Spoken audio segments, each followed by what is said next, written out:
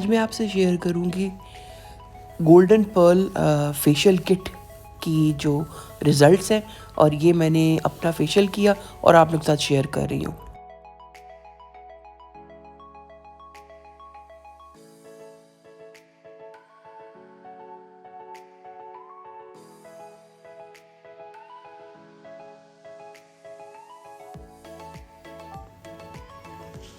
तो फ्रेंड्स, इन्होंने ये भी दिया हुआ है साथ इसके बॉक्स के अंदर, ये आपकी अपनी मर्ज़ी है, अगर आप ब्लीच करना चाहते हैं फेस को तो ये इन्होंने साथ ये भी दिया हुआ है।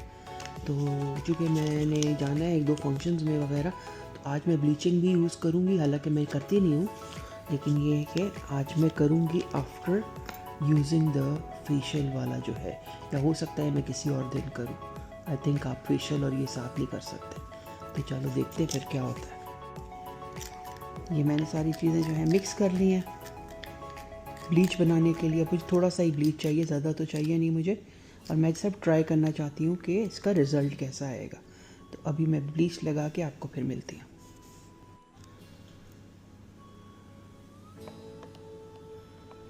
तो ये है गोल्डन पर्ल का स्किन लाइटनिंग फेशियल किट, और इसमें ये कुछ स्टेप्स हैं जो उन्होंने दिए हुए हैं, साथ में इनके इसके साथ वो भी है, इंस्ट्रक्शंस भी हैं। तो आई थिंक कि कोई प्रॉब्लम नहीं होनी चाहिए।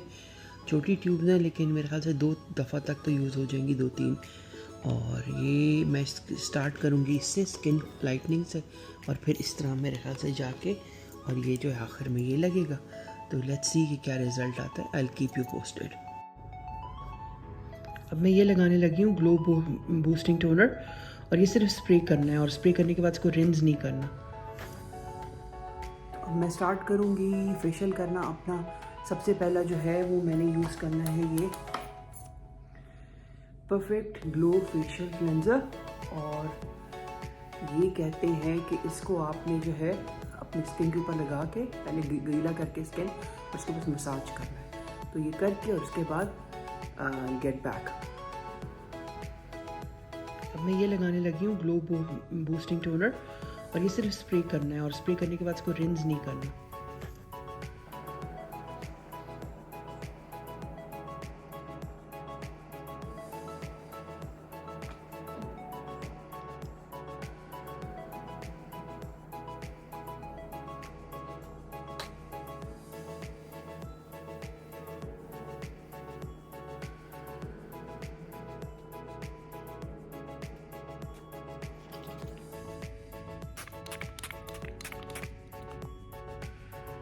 तो अब मैंने जो है बूस्टिंग सीरम लगाया अपने फेस के ऊपर, स्प्रे किया है।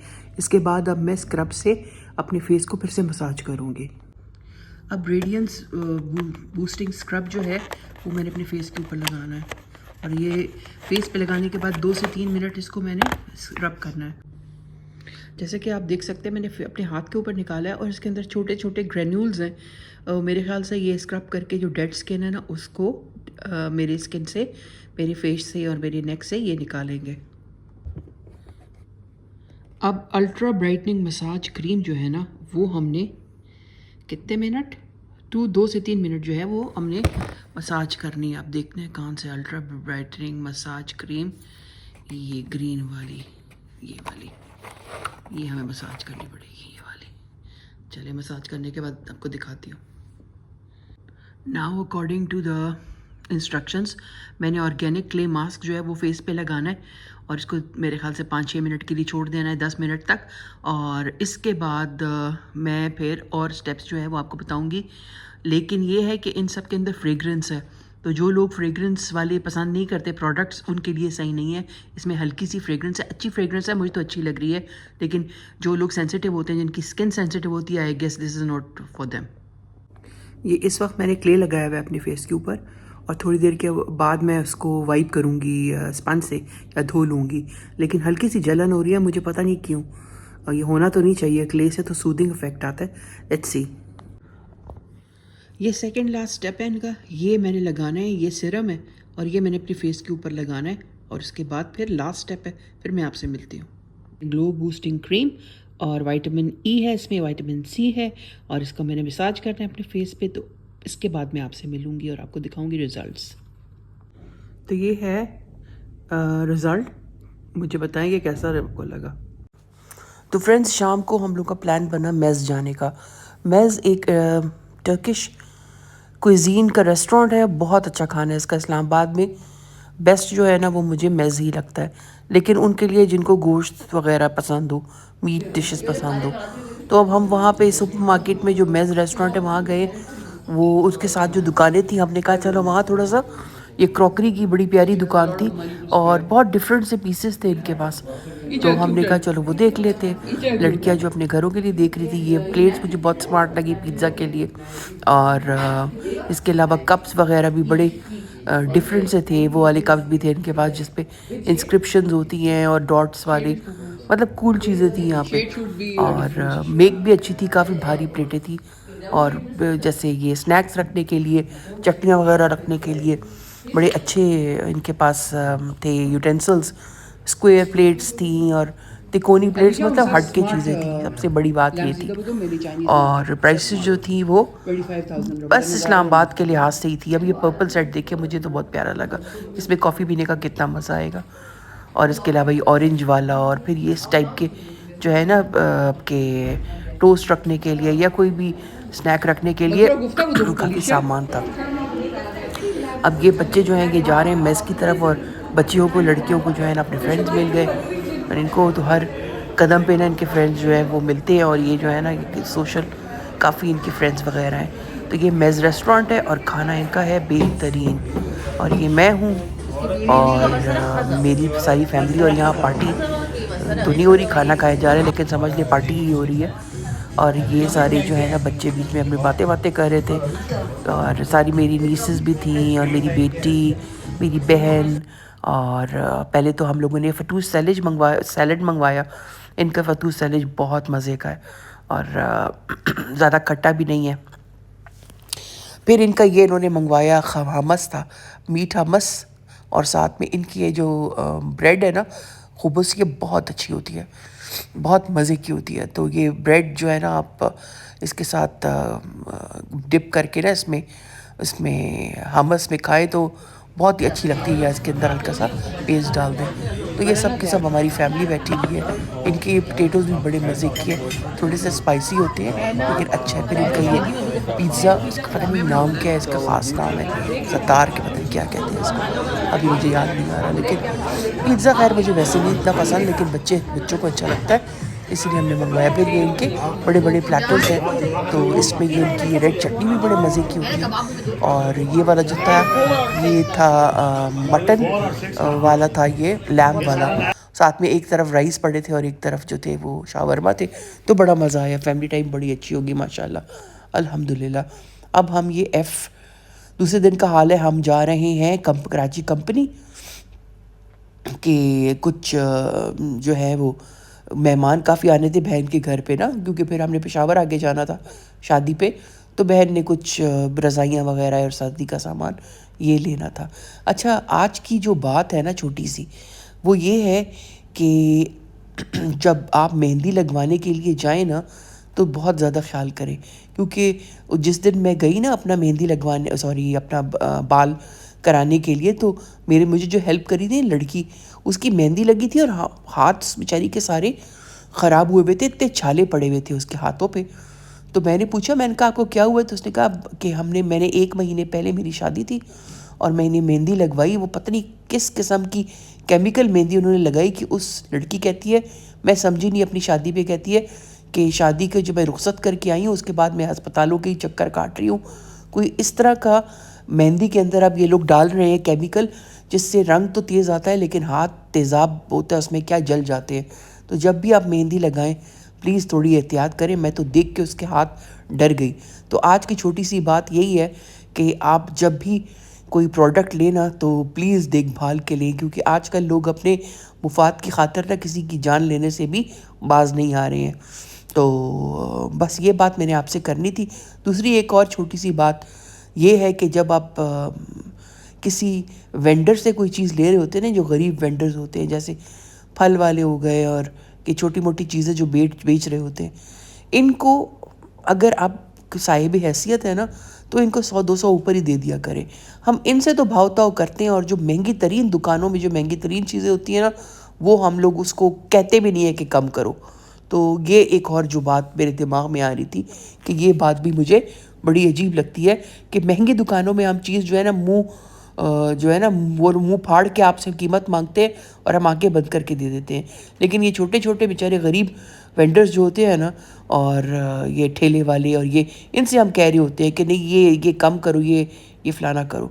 तो ये एक और जो चीज़ थी मेरे दिमाग में, मैंने कहा आपसे इसके मुतालिक बात करूं। और इतने अरसे से आप लोगों से मेरी बात नहीं हुई क्योंकि शादी में चले गए थे हम, बस शादी का ही सारा रहा। बड़ी अच्छी रही अल्हम्दुलिल्लाह शादी, बड़ा मज़ा आया। लेकिन ये कि अभी मैं मतलब 1 महीना नहीं हुआ कि मुझे फ्लू हुआ था और फिर मुझे फ्लू हो गया, और खांसी और फिर ज़ुकाम, और समझ नहीं आ रही क्यों ना मुझे भी हो गया, मेरी नीज़ को भी हो गया। मतलब दोबारा से ना वो चलती जा रही है चीज़।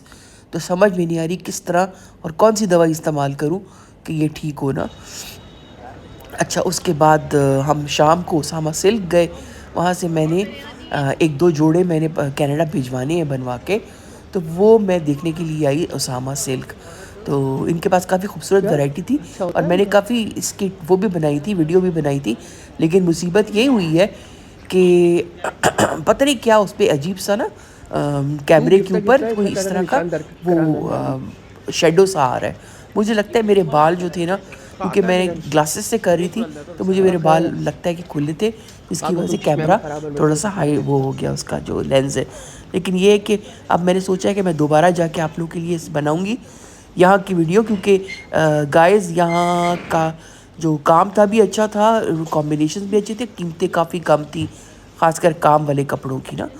तो 1-2 तो मुझे बहुत अच्छे लगे, 2 मैंने ले लिए हैं। वो मैं किसी के लिए ईद के जोड़े मैंने भिजवाने हैं यहाँ से ना, छोटी ईद आ रही है तो उसके लिए काम वाले कपड़े भिजवाने हैं। तो ये देखिए आप इसके ऊपर, ये मेरे बाल ही हैं। उस वक्त तो मुझे एहसास नहीं हुआ है, लेकिन मुझे लगता है साइड में जो कैमरा था ना वो उसका ये है। लेकिन मैं फिर से जाके बनाऊंगी। ये सूट बड़ा प्यारा था, ये वाला था, सारा काम हुआ था। तो 30 और 26 और 20 तक के आपको मिल रहे थे। तो मैंने कहा यार ये अच्छी खूबसूरत, तो ये बड़ा स्टाइलिश काम भी था, सारे पे सरोस्कीज लगे हुए थे।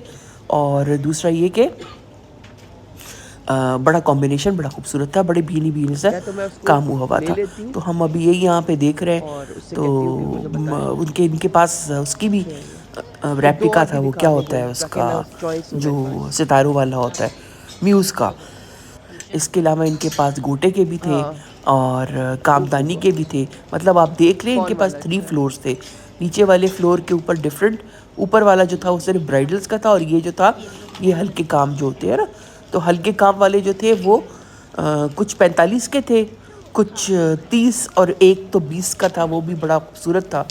तो अब मैं इंशाल्लाह आज जाके तो डिटेल में मैं यहाँ वीडियो बनाऊँगी और आप लोग को जो है ना आप लोग के साथ शेयर करूँगी। तो ये है कि अगर आपने मंगवाना है तो आप आराम से यहाँ से मंगवा सकते हैं।